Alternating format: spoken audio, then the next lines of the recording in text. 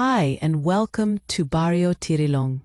Today's story is Murder in Magnolia, the Houston Pacheco Crime Wave by Chuco Sam. When one looks up Zoot Suit or Pacheco on Yahoo or Google, the results are all the same. You will get back pictures and reports from Los Angeles about the Sleepy Lagoon trial. You will never see results from El Paso, Arizona, Eagle Pass, San Antonio, or much less Houston. In fact, the style of the Pacheco started in El Paso, Texas, back in the 1930s, when they were known as Tirilis, not Pachecos, and moved westward towards California. In later years, Batos from El Paso, riding the train back home to El Paso, were known Pachecos because El Paso was known as El Chuco or Chuco Town, thus the name giving to the guys going back home. ¿Pa dónde vas? ¿Qué es Pachuco? The Zoot Suit and the Pacheco style didn't make it to Houston until around 1940. Not all Zoot Suiters or Pachecos were gang members. In fact, when the Zoot Suit first appeared, most gangs did not approve of it, stating that it looked foolish and saw the wearers of the suit as ignorant. It wasn't until around 1941 to 1942 that Zoot style gained popularity in Houston. The gangsters adopted the Zoot Suit and made the image of we now know as a Zoot Suiter or a Pacheco. The style consisted of high-waisted trousers that were very tapered at the cuff and a long coat that had wide shoulders and a draped-shaped waistline. The Pachecos also sometimes sported a flat hat with an exaggerated brim called a tando and a long chain that hung down past the knee. In wartime, Houston, just as like in the rest of United States, discrimination was at its highest against everyone that basically wasn't white. Gangs were around and active way before Zoot Suits ever came in the picture. A prime example is the 38th Street Gang from Los Angeles that was founded in the 1920s. In the 1940s, Houston had its fair share of Mexican gangs in the barrios of El Segundo, 5th Ward, North Side, El Crisol, 6th Ward, and Barrio Alacran, just to name the few known active neighborhoods. The gangs sported names like the Snakes, Black Shirts, the Capitol Street Gang, and the Alley Gang. But the most known and biggest gang next to the Black Shirts was the Long Hair Gang. The Long Hair Gang prowled the streets of 2nd Ward and Magnolia Park and was one of the most ruthless gangs in Houston. They kidnapped and beat people at random, without discrimination. They stabbed and beat rival gang members to death. These gangs were different than other gangs, like from Los Angeles. These hoodlums were bolder and fierce, and they even planned attacks against police officers. Just like in Los Angeles with the case of the Sleepy Lagoon murder of Jose Diaz, this story is a tragic one, ending in the murder of 40-year-old Jose Pacheco. Just like in the Sleepy Lagoon case, the victim was murdered by gang members of the 38th Street Gang.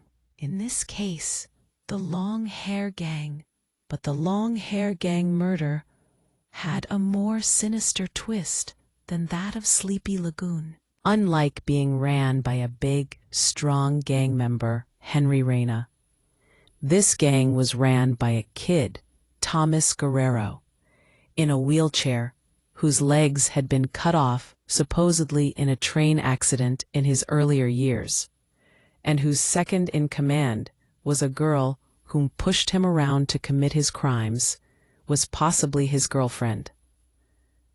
The Long Hairs Gang was probably named Los Boludos, but the name was translated to English. The gang was ran by Tommy Guerrero, age 21, and as explained earlier, he was wheelchair-bound because his legs were cut off earlier in his life due to a train accident, perhaps the result of playing around the train tracks as a child. Tommy used to get around in his wheelchair with the assistance of fellow gang member Eva Garcia, also age 21. It is unknown how many members made up the gang, but the ones in the newspapers were made up by the already mentioned Tommy and Eva, Tommy's brother Julio Guerrero, age 18, Adolfo Postel, age 16, Pablo Estrada, age 15, and Pete Rodriguez, age unknown. The gang was no stranger to violence, assaults, attacks, burglary, beatings, stabbings, and murder.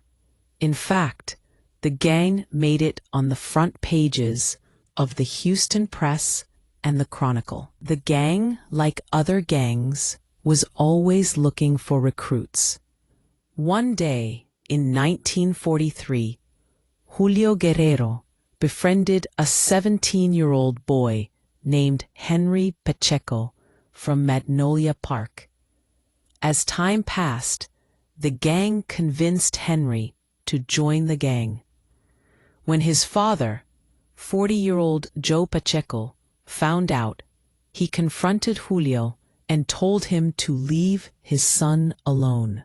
Julio responded, "I am going to get you sometime and kill you." The gang was not known to make empty threats.